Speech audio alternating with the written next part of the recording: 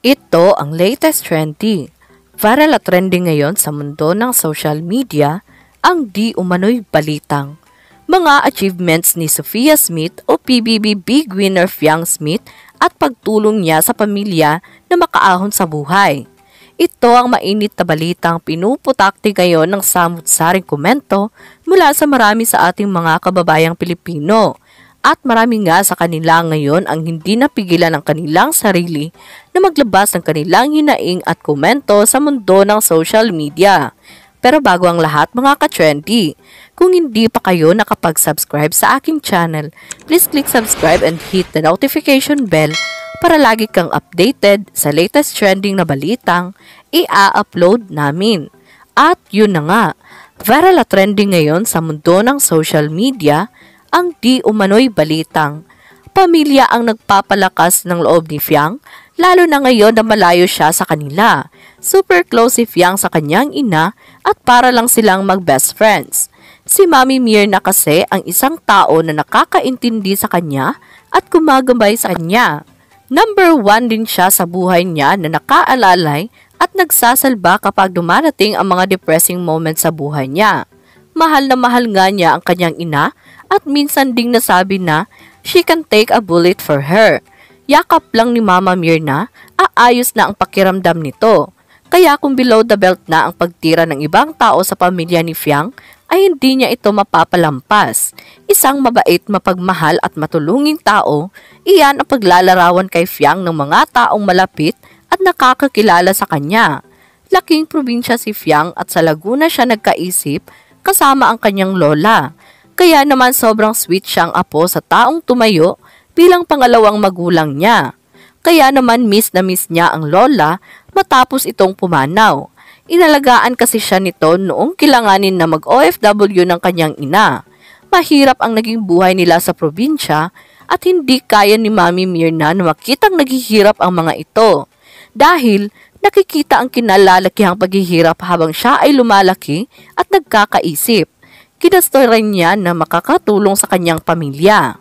Hindi nga niya kasi ginusto ni Fiang na maranasan ang masaing sa pera, maputulan ng kuryente at kumain ng asin at toyo sa umagahan kaya napunta si Fiang sa online content creations para mas mabilis na makatulong sa mga gastusin sa bahay.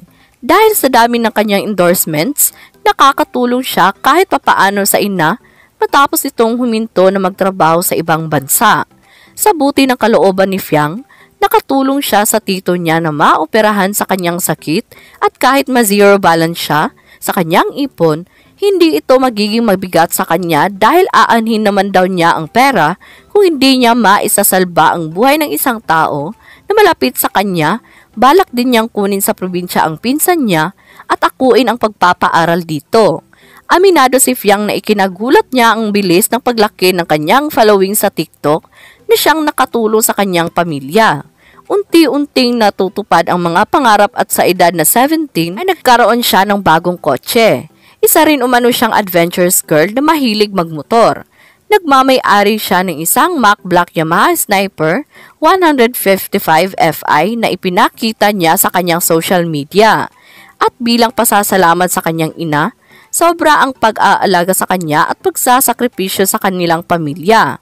Niregaluhan niya si Mami Myrna ng isang Louis Vuitton o LV handbag nung nakakaluwag-luwag na ito. Pero sa kabila ng lahat ng pinagdaanan sa buhay, hindi pinabayaan ni PBB Big Winner Fiang ang kanyang pag-aaral. Masaya siyang nakapagtapos ng junior high school sa St. Anthony of Makati Montessori noong 2023. Minsan din siyang nakitang nakasuot ng lanyard ng Don Bosco, Mandaluyong. Isang netizen naman ang nag-upload ng video na nagpapakita kay Fiang sa Lyceum of Alabang habang naghihintay na makumpleto ang enrollment nito. Ngayon ay nararamdaman ni Fiang ang magkaroon ng isang buong pamilya. Hindi kasi sila madalas na magkasama dahil ang kanyang ama ay malayo ang trabaho nito. Thankful si Fiang sa madalas ang pag-uwi nito sa Pilipinas dahil nakakapag-spend sila ng quality time kasama ang kanyang kapatid na walang iba kundi si Hayden Smith. Kaya ay special ang debut ni Fiang noong May 14 at tumatak sa puso at isip niya ang iniwang mensahe ng ama. I just want to make sure that every moment of your life, you live with purpose. Maximize your time and spend the time with the people you love doing the things you love. End quote. Sobra ang pagmamahal nito sa kanyang nag-iisang anak na babae, kaya naman marami ang naiyak na magsayaw silang mag-ama sa kaarawan nito sabay ng kantang Dance with My Father. Kahit sikat at kilala na sa TikTok, dumaan pa rin sa butas ng karayom si Fiang para makapasok bilang official housemate sa PBB Gen 11. Nakikitang bottled up ang emotions ni Fiang sa loob ng bahay ni Kuya dahil sa kalungkutan na mawalay siya sa kanyang pamilya. Misunderstood girl ang paglalarawan ni Fiang sa kanyang sarili habang nasa PBB house, pero umaasa siya na hindi na ito mangyayari pang muli dahil ipinapakita lang niya ngayon kung sino si Fiang sa likod at harap ng kamera. Kaya naman nang lumabas nga ang balitang ito ay umani agad ng samot-saring komento mula sa marami sa ating mga kababayang Pilipino. At marami nga sa kanila ngayon ang hindi mapigilan ang kanilang hinaing at komento sa mundo ng social media. And he posted, quoted, "Sa kabila ng mga naabot niya, never ko nakitaan ang pagyayabang si Fiang, napaka down to the earth. Kaya sobrang nabilib ako sa kanya. We love you, Fiang. Since you have been a generous daughter to your mother and your whole family, God will reward all your sacrifices by being our big winner. Isa kang batang nagpapakatotoo sa loob ng bahay ni Kuya. Hindi ka plastic. You have expressed whatever feelings you have in your heart. Moreover, you are so humble, so kind, so pretty, so smart, so polite, and all the qualities that a big winner should have. Congrats, Fiang. You are a really big winner. She will go far. Sa pagkatao niya, maraming tao ang mapapamahal sa batang ito. Siya ang magiging Nora Honor ng henerasyon niya. Congrats, Fiang. You deserve to be winner sa PBB. Tanggapin niyo na lang na mas minamahal siya ng mga tao dahil siya ay nagpapakatotoo sa loob ng bahay ni Kuya. Wala siyang tinatago na ugali at hindi siya nagpapanggap na mabait. At marami din siyang task na napagtagumpayan, pinaghirapan din niya lahat bago maging big winner. Kaya kahit ano naman ang ugali na ipinakita niya, masama man o maganda, nagustuhan ko siya dahil unti-unti niyang binago lahat ng yon at marunong siyang tumanggap ng pagkakamali at humihingi ng tawad. Hindi siya plastic at hindi nagpapanggap. Maaasahan po talaga siya at mabuti ang kanyang kalooban. I like her humor talaga, kaya idol ko talaga siya. End quote.